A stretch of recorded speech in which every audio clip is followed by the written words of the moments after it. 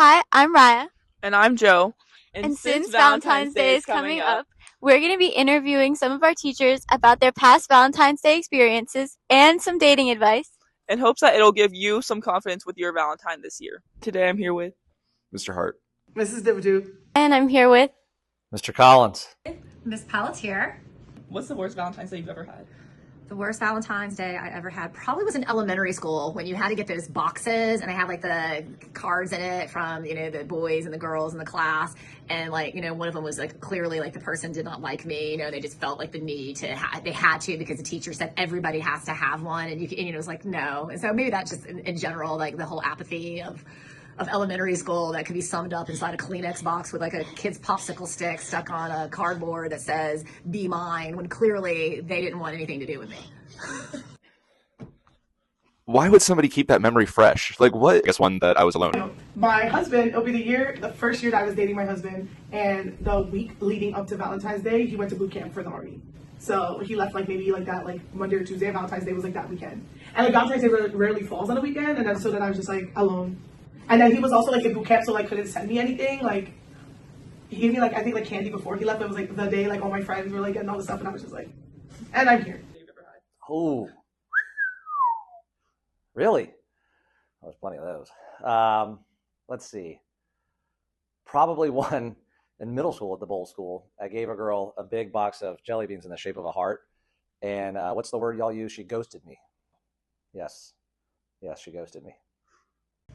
What are the biggest red or green flags in a person? Okay, red flags, controlling. If somebody is trying to tell you what to think, what to do, what to wear, how to be, that is a serious issue because somebody needs to appreciate you for who you are without trying to change you, control you. So I think we think then go on the other side. A green flag would be somebody who is encouraging you, who sees the best in you and wants the best for you. And even when you're having a bad day, can still be there for you and help you. So yeah, looking for a helpmate, not somebody who's going to try to change you. Green flag for me, you've got to be someone that like makes me laugh, like has a sense of humor, like can joke around, like doesn't take things too seriously. I don't want like a full-on jokester, but like doesn't take things too seriously, like finds the levity, finds the joy in like life, because like I'm kind of like hearted in that way. And then like red flag, obviously I'm just like someone's a liar or like can't. If someone lies about a small thing, I'm like red flag, because then I'm like if it's something small that's like not really harming anyone and like you can be honest about that, then big red flag. Like everything just like lies, liar, big red flag. It's like treating the waitstaff nice, like being respectful. Green flags, asking about the person that they're with. Some red flags, I guess being rude to waitstaff. Maybe talking too much about themselves and not letting like the other person have a chance to talk really during the conversation. That's a deep question. To me, it's all character. There's a reason I fell for my wife. It's because of who she is on the inside. I just want to focus on the positives and learn from my wife, my best friend. There's a reason I am able to handle things and do things. She's still teaching me every day. She's a blessing. You find out you're being cheated on, do you confront the person and leave, or do you try to forgive them? Well, it really depends on how long you've been together.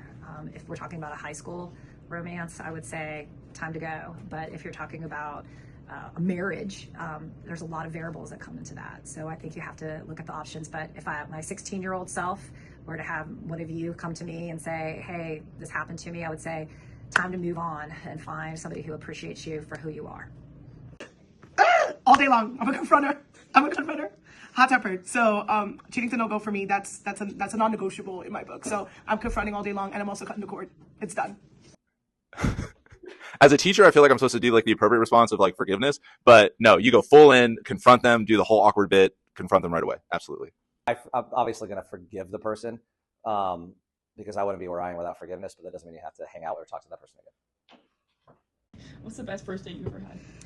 Best first date I ever had was with my high school boyfriend. He made a scavenger hunt, and that was so much fun. So like on the date we had to go, for instance, we have to go find the captain, and we had to go into Winn-Dixie and get a box of Captain Crunch, and he had it all planned out, and on the bottom of Captain Crunch had like the next place that we were going to go. So that was my best first date.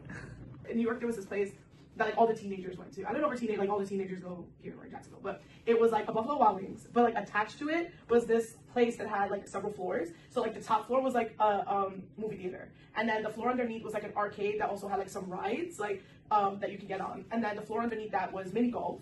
And then my husband recently just reminded me that the ground floor was a bowling alley. So you could like go there, and my parents were like okay with us going there. So you could like go there and do any like date activity. And it was like in a nice part of the like suburbs of New York. So that was where we went when we went on our first date. We went to New Rock, and we went to see a movie, and then we went to eat, and then we had a little extra time before I had to get home for my curfew. So then we went to mini golf. And that was like we loved like going there every so often. So that like our anniversary, we go back there because it was like our first date place. And now I don't think that place is in existence anymore. I mean, I guess my go-to would have to be the first date I had with who would be my future wife. So with Rebecca, it was our first date, and I asked her out, and I said that she could pick anywhere that she would want to go to dinner. We were both engaged all the time, and I was actually really nervous because she picked Red Lobster, and I was like, oh my gosh, she's totally not taking this seriously. I thought that this was, but she really liked the cheddar biscuits, so that was our first date, and it was really good. And it was also super awkward because it was our first date, and we were sitting down, and the waiter came up and was like, are we celebrating anything special today? Which is a terrible thing to ask two people on their first date because you don't want to seem over clingy and be like, oh, it's our first date, or maybe you do want to say it's your first date. So it was a very stressful moment because we both looked at each other, and it was very awkward, and we laugh about it now, but at the time it was incredibly awkward. Well, if I don't say my wife, I'm in trouble, right? Next question. Do you have any general dating tips specifically for high schoolers? Oh, dating is very difficult in high school, especially your generation when it's really hard to meet people and have expectations. So my advice would be take it slow. And if you don't love yourself first, then how can you expect someone else to love you? So you're probably not ready to date unless you can say, hey, I like who I am and somebody else should like me too. I would say I keep your heart open, but don't take anything like too seriously. Like I'm gonna say the age-old quintessential thing. Like you're young, you have a lot of life ahead of you, and you're gonna meet a lot of people. You're gonna meet a lot of new people in your everyday life. So I would say, when it isn't fun anymore, it's probably time to look for the exit. Because this is a time in your life where it's all about growing and having new experiences and finding yourself and enjoying this time in your life. And so if it's adding stress, you've got enough stress with your classes and your activities and sports and just being in high school. And so if your relationship, whatever that may be, or your dating life is something that isn't bringing you complete and utter joy and happiness and isn't filling your cup and making you better, exit. You'll find someone else. Then your person's still waiting. Yeah, be respectful.